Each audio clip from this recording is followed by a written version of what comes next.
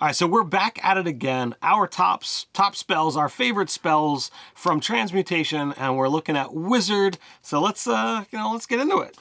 All right, so you're gonna give your top 5. I want to give my top 5, and then we'll do some commentary on them as we discuss them, and we'll put the spells up as we talk about them. All right, now if this is the first one of these you happen to be finding, we look at not what are the best spells, what are our favorite spells, what has the impact on our games, which ones do we choose when we play this type of wizard.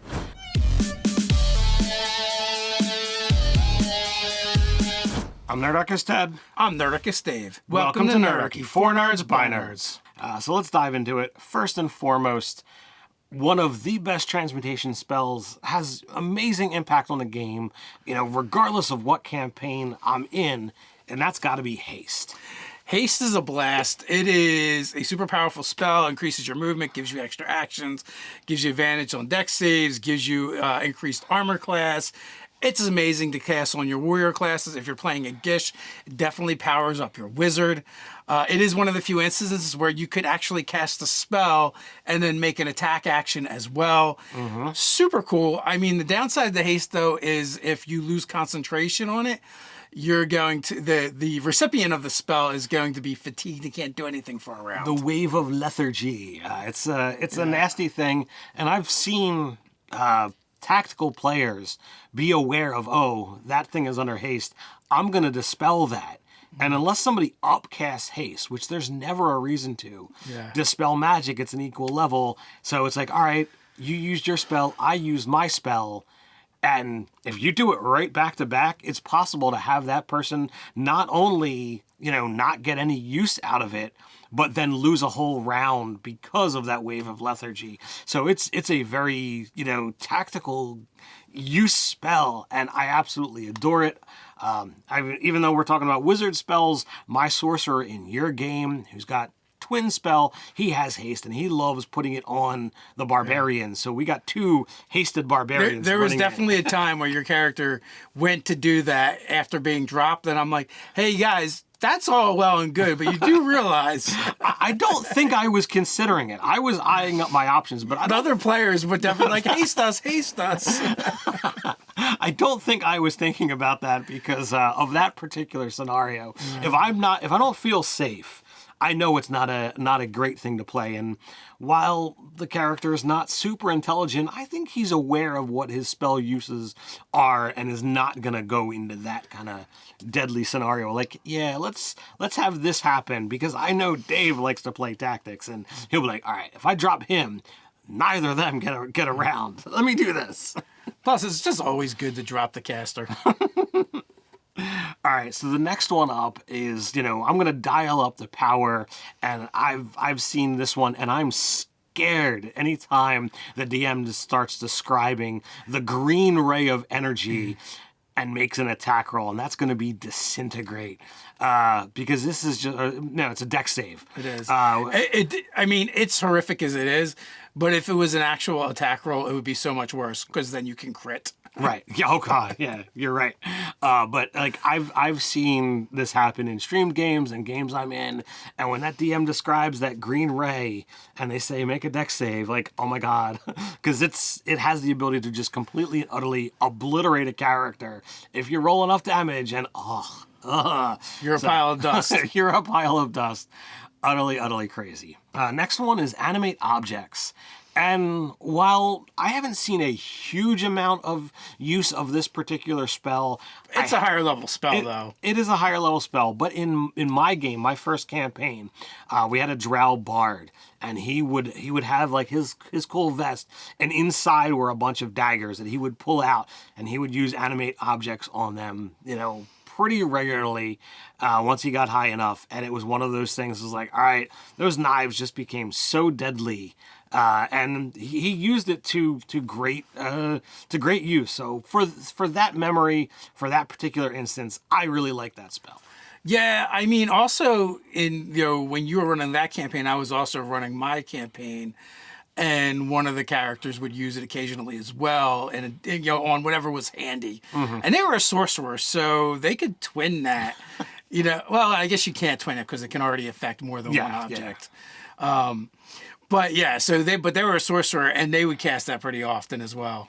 Yeah, it's a fun spell. I don't see it get a lot of use, but it really should, because I think it's a really fun spell, and it gives you a whole lot of options. And if you've got a character who is doing that preparedness of like, all right, this is going to be a signature spell for me, so I have a thing to do that. It makes it more style. Well, and the best thing about like that character, Lucky, he would always like disrupt your encounters with his enchantment and get charm spells, and then all of a sudden, like, you know, you're finally like catching on and prepared for that, and next time he just like opens his trench coat and 16 daggers come flying out, or however many daggers he was able to. I think it was 5, but it was. No, it was definitely more than 5. Well, it was a swarm of daggers that he was animating, and it was an absolute blast to have. So the next one on my list is going to be Fabricate. And this is one that I don't think gets a lot of use, but if you have been a fan of the channel for a long time, you might be familiar with Nate the Nerdarchy, who used to be, part of Nerdarchy, and he made a really awesome character, and it was, he had a shop called Hole in the Wall, and he built this whole character, had a portable hole, and he would fill the portable hole with all of the different building materials, wood or metal or stone or whatever he could get his hands on. And then he would just open up shop wherever, and he would step into the hole, cast Fabricate, for regardless of whatever anybody needed made, he could just use it and make whatever you wanted. It was a really great concept, and because of that ingenuity, because of that cool story, I had to put this one on the list. It's definitely a good spell. It's definitely useful, and you can do some things with it. I don't think it's one I've ever really taken, though. Yeah, it's like I said, it's rare. I don't know if I've seen it beyond Nate's character, but for that cool story, I wanted to share.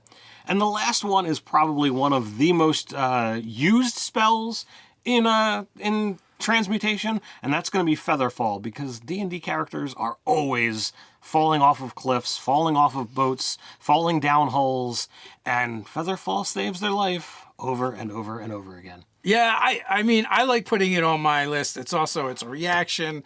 It's up to 6 creatures. You don't have to be one of the creatures.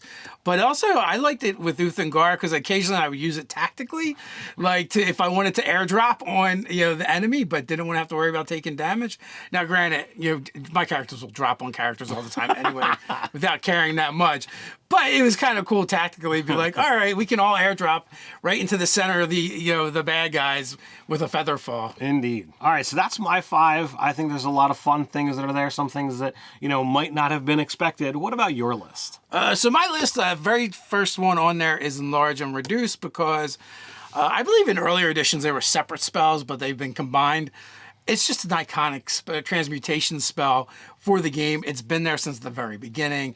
And one of my favorite instances of Enlarge is actually from a book. It was from the Finder Stone trilogy.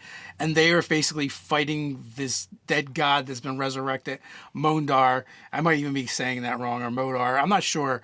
But they are on this ancient red dragon, and the wizard casts Enlarge on the dragon and makes it even bigger. Which was just like an epic scene in that book. That's definitely a lot of fun. I know I've taken Enlarge Reduce a number of times throughout the editions. I've got Galason, my character in Those Bastards, has casted on not necessarily the party, but on the giant crab that is your companion. So Sheldon has gotten bigger, and for that I actually have kept the huge crab model or the large crab model, right within grasp whenever we played that game. Just on the chance, I'm like, all right, boom, we've got a large crab to fight alongside of us. But I've had other casters take that as well, to just be like, all right, if the fighter or the barbarian wants to do that extra die 4 damage on a hit, it's really cool.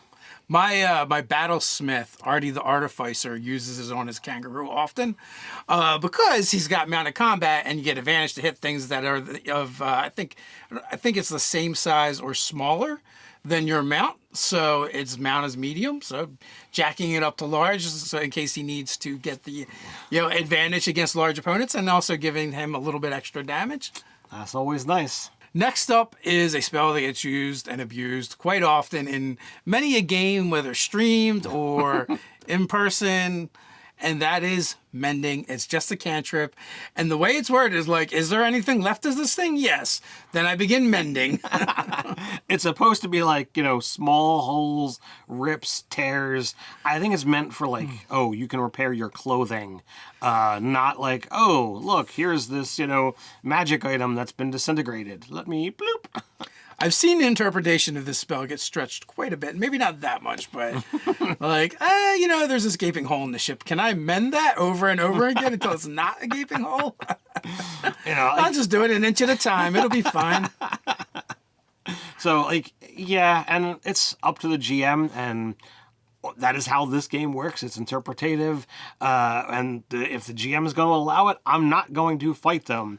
But I'm certainly not going to ask, when the cannonball rips a hole in the ship. Yeah, mending ain't going to work in my game, or would I consider that as a player? Somebody else is going to have to ask that. Ted hates fun. Next up, I've got shape change, because the classic wizard duel where they change from shape to shape, combating each other, can only be done with shape change. It's a iconic fantasy trope, and it's a ton of fun, and it is a blast.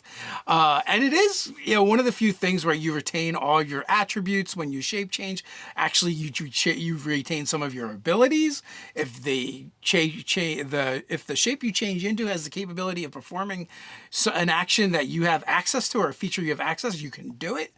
And also, as an action, you can change, right? So you're not locked into one form. All right, so is that self only, or are you able to cast it on others? Well, Ted, obviously it's self only. Have you not watched any of the Disney movies where they do the shape changing battle? They only change themselves. I know. Polymorph's the one where you change other people. Right, but you don't retain your mentals when you polymorph. I was thinking along the lines of I always like to reimagine new ways of doing arena battles, and while it's a really powerful spell, I was like, well, what if, you could have two contestants that have the ability to shapeshift back and forth and do that fight, but they're not the ones that are the caster themselves. So, alas, I'll have to reimagine, some way to make that happen. But, your spell conversation inspired me. Next up, I've got Blink. Blink is a great transmutation spell. It's also an iconic spell from the beginning. You also have Blink Dogs, which are super cool. And also, it doesn't require concentration, so it's like, it basically, best defense is no be there. That is, definitely a cool quote from an old movie. But it is a great defensive spell, and that iconic part of it being around for a long time, it not requiring concentration, it gives you the ability to be like, all right, I'm gonna set this up before I roll into combat, and you've got the ability to save yourself some harm. My final one is Tensor's Transformation. I think this one is it's hard to use effectively, and it's not like really great for a wizard per se, but if you're playing a Gish who already likes to fight in combat, you get some really cool things out of it, mainly being you're going to get 50 temporary hit points, nothing to sneeze at, as well as doing an extra 2d10 force damage when you attack. So I loved using this spell with Uthengar because it really just beefed up his martial capabilities. Yeah, and that is kind of what is there for. There's definitely some wonkiness with it, because you can't cast a spell when you're wearing armor that you're not proficient with, but it allows you to be proficient with armor. Be proficient with armor. So it's like, well, it doesn't last long enough for me to don the armor, but I can't put the armor on and then cast it. So it's wonky. So unless you have armor that you can just snap your finger and it teleport onto you, that part doesn't really, help. But the other aspects that, your Gish character used, Uthengar turned it into, some seriously amazing capabilities. He hit like a Mack truck, and once he had those extra 50 temporary hit points with the high armor class and the other defensive capabilities you built into the character, made him a very problem at the table by the time he built up to that. But it was something that you were building towards for the entire game. Yeah, this is a higher level spell. Well, that's the other thing when we pick our lists is I feel like we're both trying to pick a good spread across the levels. We tend to probably skew lower just because they're the spells that we see used at our tables much more often and people are going to get access to. Absolutely. And that's what you have to do so that you've got these things that, help all tiers of play. So you like these videos, others like it, as well as all the great content you can find over on nerdarchy.com. Why not come check us out on Patreon and support us over there? Articles like study up on 5e D&D magic, transmutation spells. But hey, you're looking for another way you want to help out support Nerdarchy? Why not come check us out on Nerdarchy the store and get some products like Dark Paths, the little shop of dark delights. The 5th edition content in this book explores new darker paths for adventurers to follow. Beginning down one of these dark paths leads to power, but at a perilous cost. Heroes of the Dark face insurmountable odds and challenging decisions, whether it is worth the cost to fight against such forces by tapping into the same source of insidious influence as their terrible foes. If you want to go to another plane of existence, Alondra Fane can open the door for a price. You pick the location and she will wait for you for 3 days, going by the time of the destination plane rather than your home plane. She will charge you twice if you want her to hold the flow of time for you while you're gone. Included is a modular location. The Shop of Dark Delights can show up anywhere. Includes a map and a D100 table to determine the price of admission. Alchemical goods, 15 distinct artisanal consumables with a variety of effects. New magic items, the Mask of Bastion, the Mask of Vexes, the Mask of Wrath, and the Summoning Bell. The NPC Alondra Fane, based on the party animal CBG. And a new monster, the Dark Animental. Let us know what your favorite transmutation spells are down in the comments below. Share them with the Nerdarchy community. While you're down there, don't forget to like, share, subscribe. Go ahead and click on that notification bell. You know the drill. Quick reminder, we drop several new videos a week, so come on back. Can't wait till then. No worries, we've got you covered. Check out 5e D&D illusion spells, five best spells times 2. So until next time, Stay nerdy.